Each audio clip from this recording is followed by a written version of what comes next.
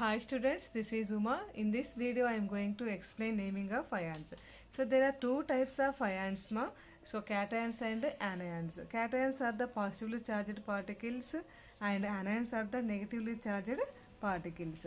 So valency, let us discuss what is valency. Before going to naming the ions, we have to discuss about valency. So what is valency, children? Valency is nothing but number of charges present on that element. Here Na has +1 charge, so that's why 1 is the valency of sodium. Magnesium has 2 positive charges upon them, so that's why 2 is the valency of the magnesium. Similarly, aluminum has +3 charge here, so that's why aluminum valency is 3. And here valency of metals. So generally metals are able to form cations. So what is the valency of metals, children? The number of electrons lost by a metal is known as the valency of that metal. So one atom of sodium loses 1 electron to become Na plus ion. So generally metals have 1, 2 or 3 valency electrons in their valency shell.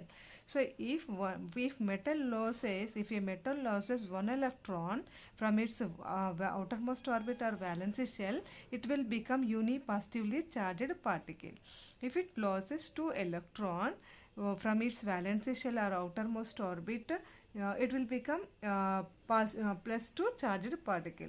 Similarly, +3 charged particle is formed by losing of 3 electrons from its valency shell. So, and here non-metals have 4, 5, 6 or 7 valency electrons, children. So valency of non-metal. Now let us discuss about the valency of non-metal.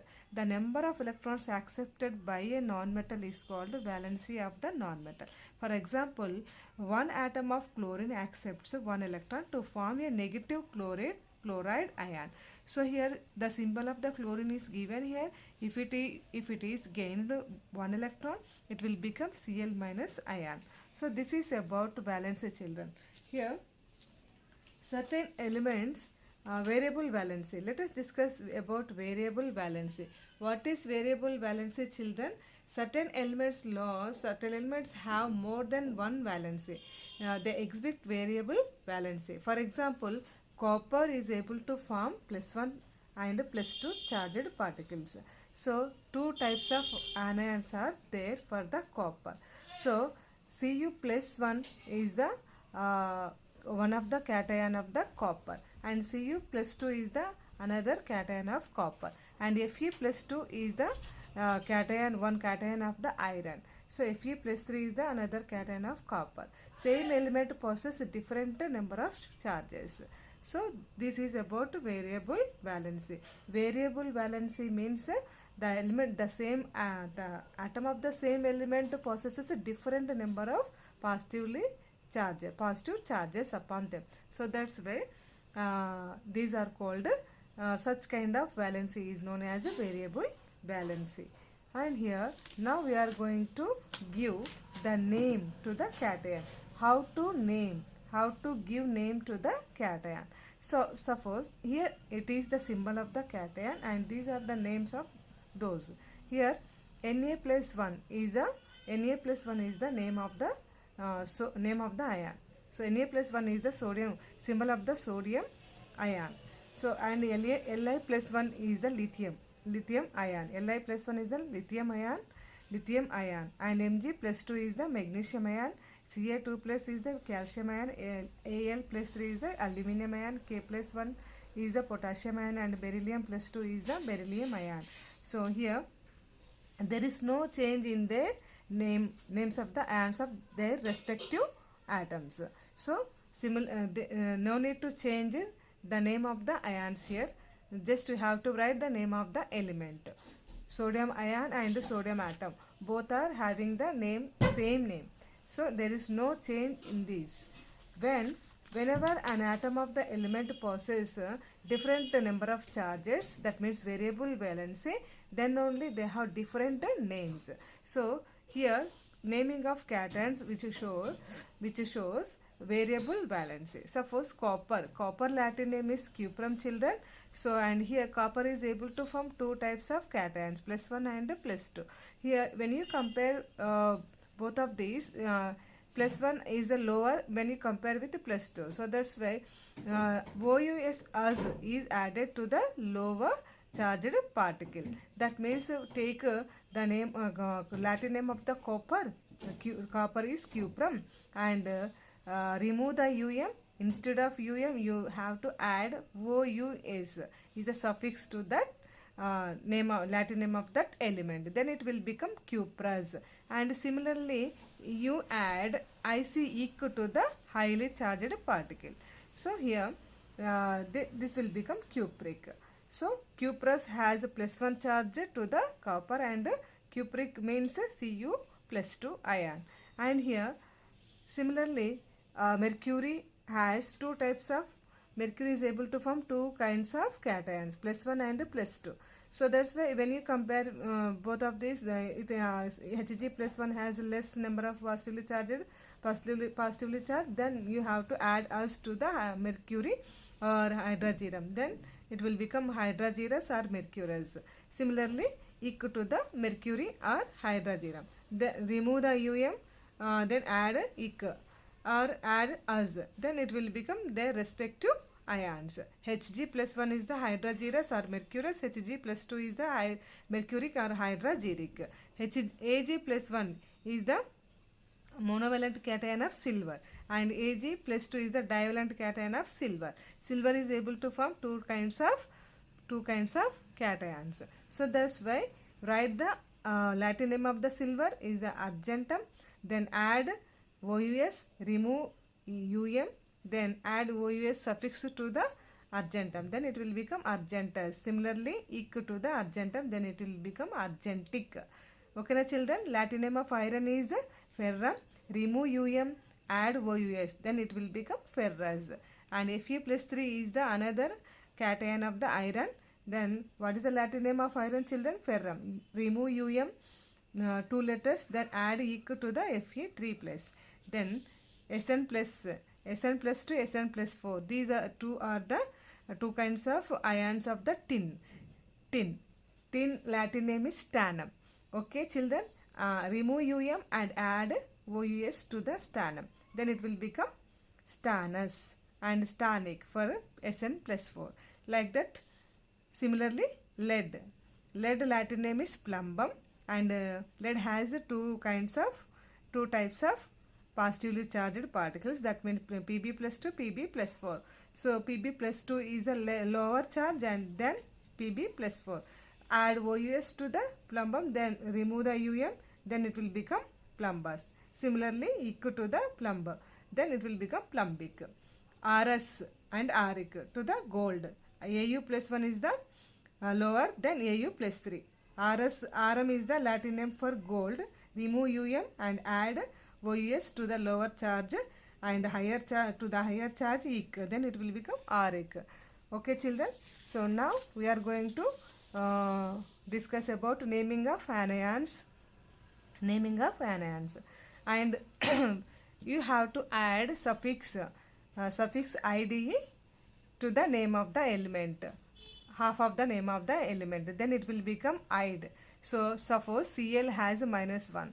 Here it is the symbols of the anions, and these are the name of them. Then Cl -1 is the chloride, chlor plus ide. So take half of the name of the element, add ide, then it will become chlorine. Instead of chlorine, you have to write chloride. Add ide, fluorine will become fluoride. When they possess negative charge, they will become anions, non-metals will become ide. Okay na children? Chlorine will become chloride, fluorine will become fluoride, bromine will become bromide, iodine will become iodide, hydrogen will become hydride, OH- is hydroxide ion, and O-2, it is a bivalent anion. So oxide ion, oxygen will become oxide ion by gaining of 2 electrons. Similarly, sulfur will become sulfide ion. Phosphorus by gaining 3 electrons, it will become P-3. That means phosphorus will become phosphide, and nitrogen by gaining 3 electrons it will become n minus 3. That means the trivalent anion. So nitrogen will become nitride by gaining of 3 electrons. So these are the simple anions, and naming of oxo anions. Now naming of oxo anions. Anion which contains oxygen, so they are called oxo anions. So these are the these are the symbols of the oxo ions, and here these are the names. How to give name to the oxo anions? So here, if sulfur is able to form two kinds of anions with oxygen. So here single sulfur is surrounded by 4 oxygen atoms with a negative charge. So that's why when you compare with this, in this formula sulfur is surrounded by 3 oxygen atoms. Sulfur is combined with 3 oxygen atoms. So which is more in number of oxygen, children? Here the sulfur is combined with 4, and here the sulfur is combined with 3 oxygen atoms. So that's why this is more in number of oxygen. So that's why you have to give 8. 8 is a suffix here. You have to add 88 to the name of the element. Sulfur will become sulfate, and here sulfur will become sulfite when it is surrounded by oxygens with a negative charge. So next, similarly, if hydrogen is there in that oxo anions, then name of that oxo anion is hydrogen sulfate, and here hydrogen sulfite, and here CO3 2 minus is the carbon plus 8 carbonate, and hydrogen carbonate. If hydrogen is there in before of a carbonate anion, then it will become bicarbonate is a common name, and hydrogen carbonate is the chemical name.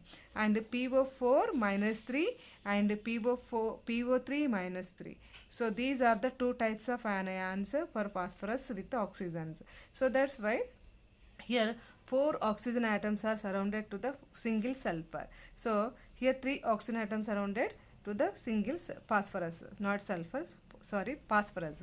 So here phosphate, which is more in number, which formula is in which formula oxygens are more, children? Here.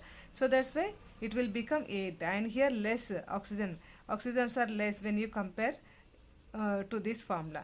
So that's why it will become phosphite. And here if hydrogen is there before the formula of the phosphate, it will become biphosphate or hydrogen phosphate. And here this one is the phosphite group having hydrogen, so that's why biphosphate or hydrogen phosphate. So remember, children, biphosphate or biphosphate, bicarbonate, all these are the common names of them, and hydrogen phosphate, hydrogen carbonate, hydrogen sulfate, all these are the chemical names of them. And here NO3, nitrogen is able to form 2 types of oxo anions, and here NO3 minus 1 is a nitrate, NO2 minus 1 is nitrite, children. In this formula oxygens are 3, and in this formula oxygens are 2. So it is this formula has more number of oxygen atoms, so that's why it will get 8 as suffix in this formula. So that's why the name of this anion is nitrate, and the name of this anion is nitrite, children. So I hope you understand very well, children. Thank you for watching this video. If you like this video, please do like and share this video. Do not forget to subscribe my channel. This is Uma. You are watching Uma's Chemistry.